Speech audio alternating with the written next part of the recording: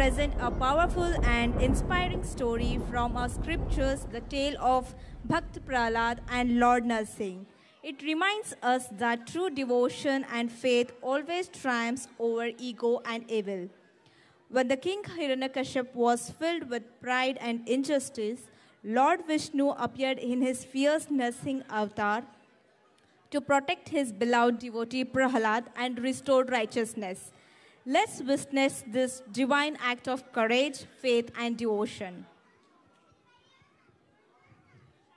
Directed by Vandana, we have Assistant Director and Actor Sanjesh, Technical Assistants and Actor Ishan as King Hiranyakashipu, Megha as Goddess Lakshmi, Dhruv as Bhakt Prahlad, Pooja as Rani Kayadhu, Shivani as Princess Holika, Himanshu as Lord Narsingh. Special thanks to Sachin, Rajesh for video, and Kshitij for providing voice to Prahlad. Everyone, please put your hands together for the Maha Avatar, Shri Narsingh Evam Mahabhakt Prahlad. This is going to be an amazing act. Please put your hands together, ladies and gentlemen.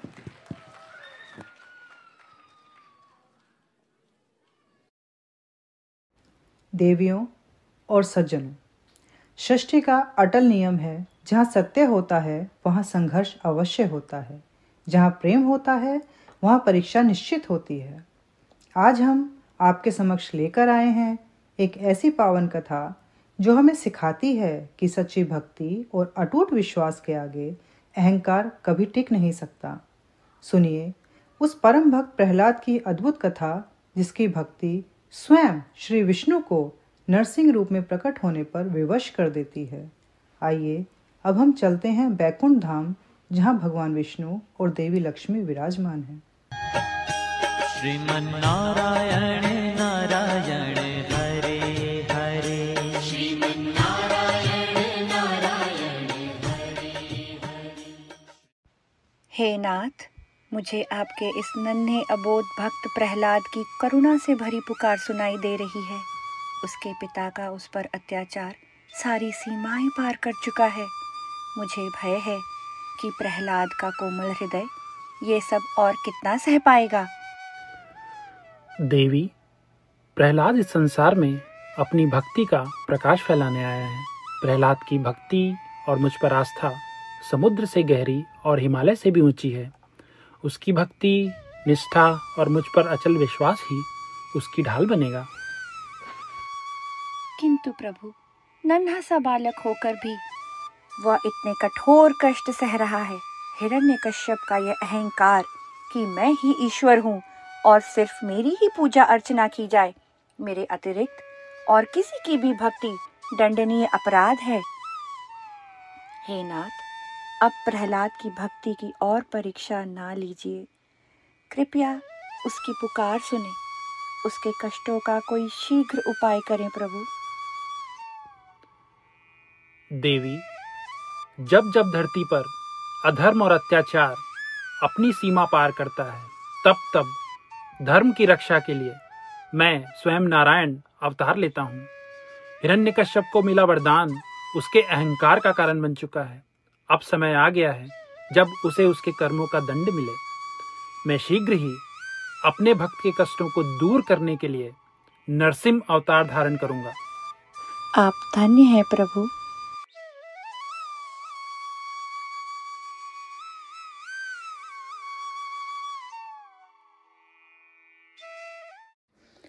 Baikunth में निर्णय हो चुका था, परंतु पृथ्वी पर उस समय केवल एक ही नाम की सत्ता थी, असुरराज हिरण्यकश्यप। उसका अहंकार आसमान छू रहा था।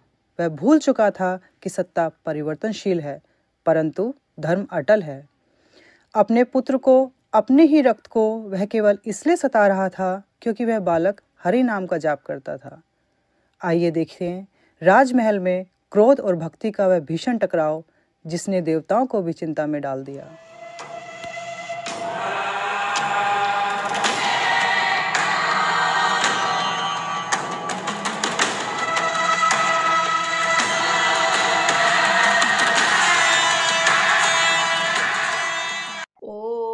विष्णवे नमः।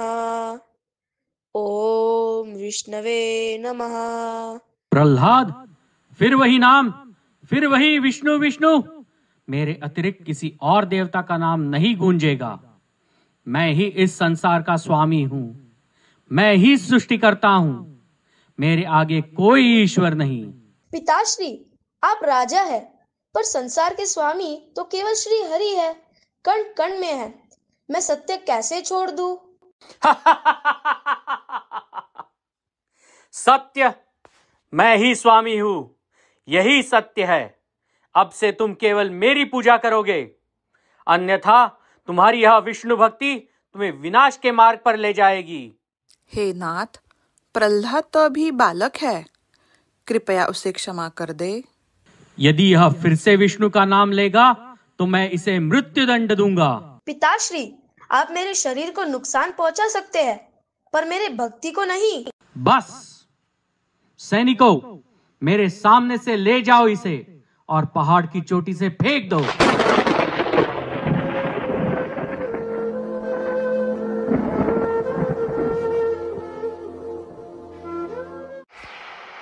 ओम विष्णवे नमः।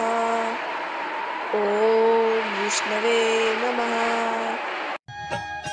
श्रीमन्नारायण नारायण हरे हरे। श्रीमन्नारायण नारायण हरे हरे। जब पहाड़ भी उस भक्त का कुछ न बिगाड़ सका तो हिरण्यकश्यप ने अपनी अंतिम चाल चली। अब उसने सहारा लिया अपनी बहन होलिका का, जिसे वरदान प्राप्त था कि अग्नि उसे जला नहीं सकती। एक तरफ था शक्ति का अहंकार और दूसरी तरफ एक मासूम बालक की अटूट भक्ति। यह निर्णायक क्षण था, क्या बड़ा है, वरदान का अहंकार या भक्त का विश्वास। अब आरंभ होगा वह भीषण दहन, जहाँ स्वयं अग्नि तय करेंगी कि सत्य किसके साथ है। और यही कारण है कि हर वर्ष होली का दहन किया जाता है, ताकि हम याद रखें कि बुराई चाहे कितनी भी शक्तिशाली हो, अंततः वही भस्म होती है और भक्ति, प्रेम और सत्य की सदा विजय होती है।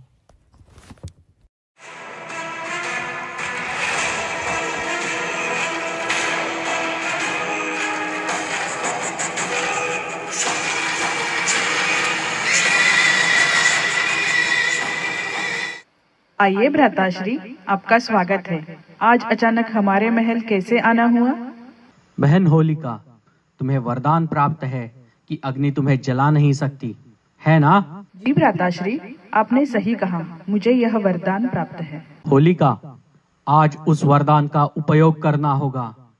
तुम प्रहलाद को अपनी गोद में लेकर अग्नि में बैठ जाओ, ताकि वह अग्नि में जलकर भस्म हो। पर भ्राताश्री, यह वरदान मुझे एक अनुबंध पे मिला है कि मैं इसका दुरुपयोग नहीं कर सकती। मेरे आदेश की अवहेलना इस ब्रह्मांड में कोई नहीं कर सकता।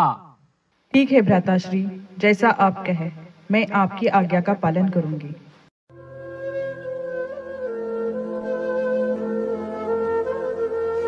प्रहलाद, आज तेरी भक्ति की परीक्षा नहीं, उसका अंत होगा। देखना, यह अग्नि मुझे छू भी नहीं पाएगी और तू और तेरी भक्ति अब राग बन जाएगी। हुआ श्री, अगर मेरी भक्ति सच्ची है तो अग्नि भी मुझे नहीं जलाएगी।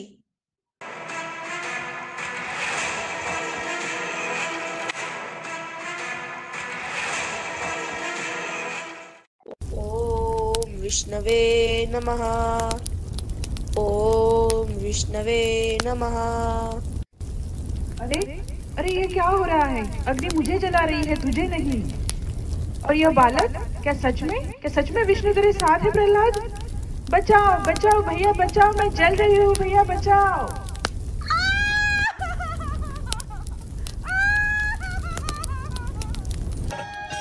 श्रीमन्नारायण नारायण हरे हरे। श्रीमन्नारायण नारायण हरे हरे। और अंततः वरदान हार गया और अहंकार की हर चाल नाकाम हो गई। हिरण्यकश्यप अब हताश था, क्रोध में पूर्णतः मोहग्रस्त। उसका हर प्रहार उसके ही पुत्र की भक्ति को और दृढ़ करता जा रहा था।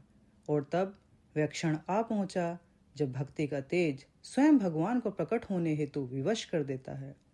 हिरण्यकश्यप को वरदान था कि उसे न कोई मनुष्य मार सके, न पशु, न दिन में उसका अंत हो न रात में, न घर के अंदर मारा जाए न बाहर, न किसी अस्त्र से न किसी शस्त्र से उसका वध हो।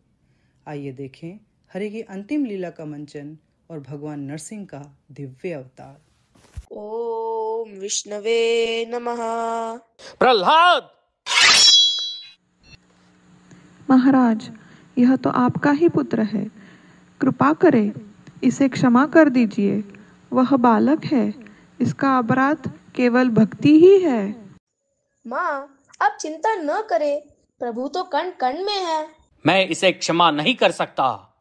मेरा पुत्र निर्दोष है महाराज, मेरा पुत्र निर्दोष है, इसे मत दंड दीजिए। माँ, आप डरिए मत, जहाँ सत्य है वहाँ प्रभु है।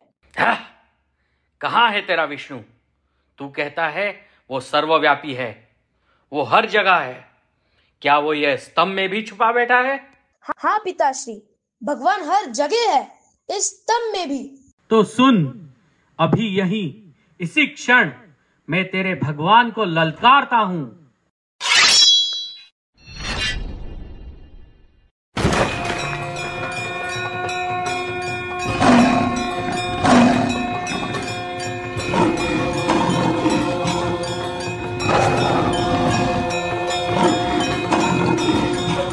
यह कौन है? न मनुष्य न पशु। तू मुझे नहीं पहचान पाया दैत्यराज?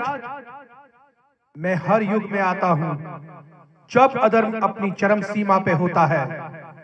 हिरण्यकश्यप, तेरे अत्याचारों की सीमा अब समाप्त हो चुकी है। तेरे वरदान के अभिमान ने तुझे अंधा कर दिया है।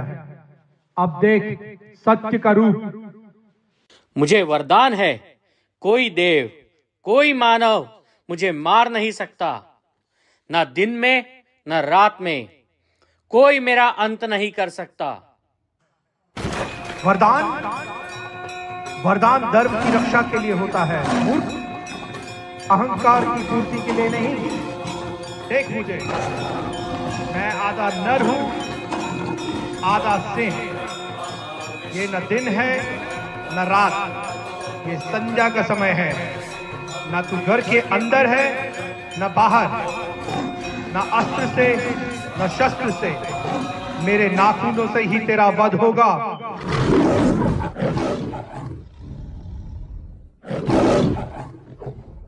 प्रभु, आप शांत हो जाइए, अधर्म का अंत हो गया है। भय मत कर पुत्र, मैं सदा अपने भक्तों की रक्षा करता हूँ।